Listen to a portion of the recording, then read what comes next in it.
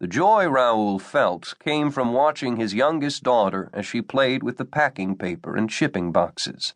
She was 2 years, 7 months old, and quite possibly the most precious creature God had ever created. She had hair the color of charcoal and a face destined to break hearts, genetic gifts from her beautiful mother.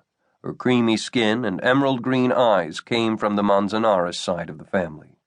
Raoul and his daughter were in the family room of his home in the Garza Garcia section of Monterrey, Mexico, an affluent suburb.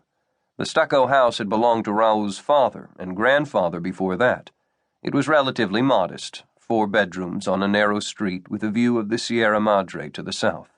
For security, the home had a high wall topped with broken glass and 24-hour guards. The heartache came from what Raoul heard via the cell phone pressed between his shoulder and ear as he wrapped a vase in a piece of newspaper. The man on the other end of the line was called El Camello, the camel, for reasons no one could quite remember. At the moment, El Camello was very angry, so enraged that he used Raoul's nickname, something only Raoul's closest friends were allowed to do, and El Camello was most definitely not a friend. Apparently, Raoul's hothead brother, Ernesto, had injured an employee of El Camello in Tijuana. 2 of El Camello's spotters in a Camaro had followed Ernesto's convoy on the Ensenada-Tijuana highway, a random act. Ernesto had confronted the men. Words were exchanged, followed by gunfire, a round fired into one of the spotters' knees. Such a waste, so unnecessary, so typical of Ernesto. Under normal circumstances, this would not have required a call to a man of Raoul's standing, but in this instance, the injured individual was the camel's second cousin, once removed, on his mother's side. When the camel made vague threats and insulted Ernesto's sexual orientation, Raoul listened patiently and watched his daughter play. Joy and heartache, the sweet and the sour. When the camel's rants had run their course, Raoul placed the vase in a box and told him that, of course, he would make a restitution for the injury and disrespect visited upon his family. The camel hung up, and Raoul used the house intercom to call his brother, asking for a brief meeting.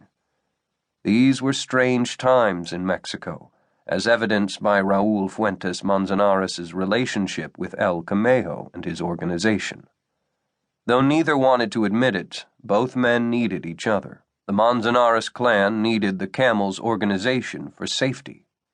Danger and treachery lurked in each corner of Mexico, a general breakdown in the rule of law and the constraints of civilized society. Kidnappers and other small-time hoods looked to score off wealthy families. Petty thieves roamed the streets. Drug addicts huddled in every alley. El Camello needed the Banco Manzanares because his business generated a large amount of cash, busloads, often in the literal sense. And if Raoul was to be completely honest, the Banco Manzanares and his family had grown to depend on the money provided by the camel's patronage of their financial institution. The current situation was much like the one his grandfather faced during the bank's early years, a time that coincided with America's Prohibition era. There had been many a bootlegger deposit at Banco Manzanares in the 1920s that had been stained by blood or booze. But cash was cash, then and now, and business was business.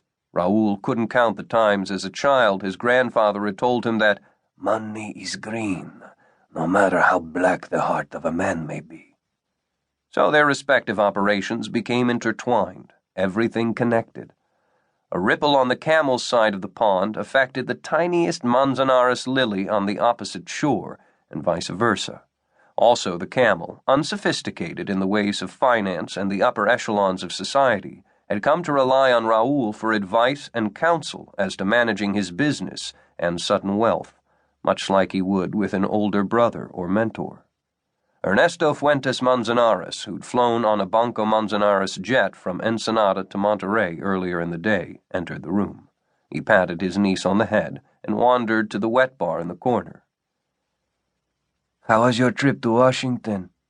Raoul picked up another vase and a piece of newspaper. His tone of voice was clipped.